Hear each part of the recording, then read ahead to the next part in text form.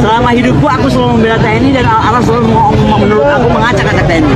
Tapi di titik ini kita sekarang bersamaan. Kenapa? Karena ketika Presiden mengumumkan akan ikutan kampanye di depan para perwira, prajurit dan semua di samping Panglima Angkatan dan juga Panglima TNI, menurut saya Presiden cawe-cawenya sudah keterlaluan, sudah kejauhan, dan kita harus bersikap.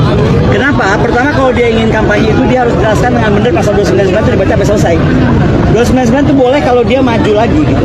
Kalau dia nggak maju dia nggak bisa. Tetapi kalau dia mau ngotot dari awal kan sudah bilang Presiden itu harusnya kalau nggak cuti mundur, ya kan? Dari awal MK itu tembus, aku udah bilang kan sebaiknya demikian. Tapi dia nggak mau. Hari ini yang terjadi adalah kemudian kita ini bahaya karena tugasnya sebagai kepala pemerintahan dan kepala negara tidak dijalankan dengan etika. Dia itu bukan ahli kampanye partai. Dia itu harus ahli kampanye NKRI. Jadi kalau mau kampanye untuk semua partai yang sedang bertarung, mau paslon 1, paslon 2, paslon 3. Jadi banyak hal yang menurut aku sekarang kita harus luruskan.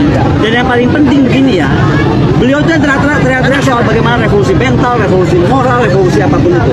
Yang saya pikir dia harus lakukan kepada dirinya sendiri adalah revolusi etika. Karena kalau tidak punya etika seperti ini, negara dalam bahaya. Pernahkah terpikir oleh Presiden gitu, ketika dia ngomong kampanye itu dampaknya itu parah. Ada dia mesti cuti atau dia mesti mundur. Dan dia mesti tegas menyatakan kemudian tongkat pemerintah itu ada di mana. Kalau enggak pemerintah dalam keadaan vakum dan itu berbahaya sangat gitu, untuk negara. Nah saya itu juga datang karena saya sebagai guru ya. Sebagai guru itu saya merasa terpanggil lah. Kok begini banget ya ini bangsa ya. Yang harusnya bangsa ini kan dibangun oleh peradaban yang hebat, oleh pemikiran yang hebat, oleh etika yang hebat. Makanya sampai hari ini. Ketika itu yang dilanggar, itu yang saya tuntut untuk kita kembalikan. Karena sekali lagi ya, boleh saja Presiden sekarang pede banget lah dengan mendisplay ada tentara di sana, ada apa di kiri, ada apa di kanan, kejadian Gunung Kidul kemarin gitu. Saya nggak tahu dia dari Pas Pampres kah, dari polisi, dari mana saya nggak ngerti lah. Tapi itu menunjukkan bahwa aparat sudah memang terlibat tidak fair gitu.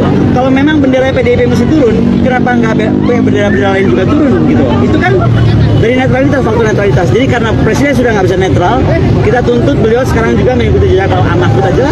Masa Pak Mahfud jiwanya negarawan, yang katanya pemimpin para negarawan nggak punya jiwa negarawan. Jadi disitulah kenapa aku hadir. Iya. Dan supaya lebih paham sih, ternyata ya betul ya, pesan 98 banyak yang beres, terutama tentang penegakan hukum yang adil dan apa ya, dan merata kepada semua pihak. Untuk pelanggaran HAM sendiri oleh waktu itu kan apalagi kemudian dibilang bahwa itu selama ini kan bela TNI gitu loh. Jangan kontras gitu sebenarnya. Ya, saya sih kalau soal gini ya, kalau soal dikaitkan sekarang kepada pelanggaran HAM lalu maksudnya dikaitkan ke Pak Prabowo. Apa maksudnya? Ya, maksudnya selama ini kan ibu kan bela TNI. Membela TNI dalam arti begini, kan saya suka melihat kita tuh apa-apa aja di Papua di mana selalu diributkan adalah HAM yang mengenai orang lain, tapi tidak berpihak kepada TNI sendiri yang memang tugasnya adalah berperang. Nah disinilah kenapa saya hadir.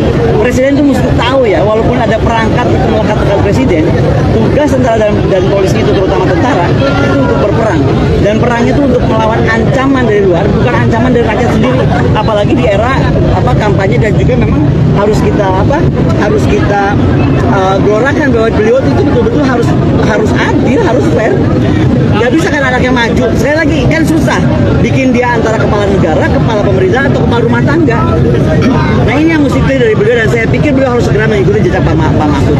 Saya nggak mau peduli namanya apa, mau cuti kan, mau mundur apa, tapi kita menuntut DPR juga untuk kemudian menegaskan bagaimana. Ini bayangkan kalau satu putaran menang, kalau dua putaran kita masih lama loh berantem gini. Masa saya nggak ngerti ya, tadi saya dengar ya, ibu itu tuh udah 800 kali ke depan istana mau ketemu Presiden. Presidennya nggak pernah ketemu. Lah, tapi bagi-bagi sembako depan situ bisa. Dalam sejarahnya kan nggak ada. Gitu loh. Jadi saya mengerti kalau sekarang kawan-kawan yang dulu keluarganya korban 98 tuh sangat terluka gitu.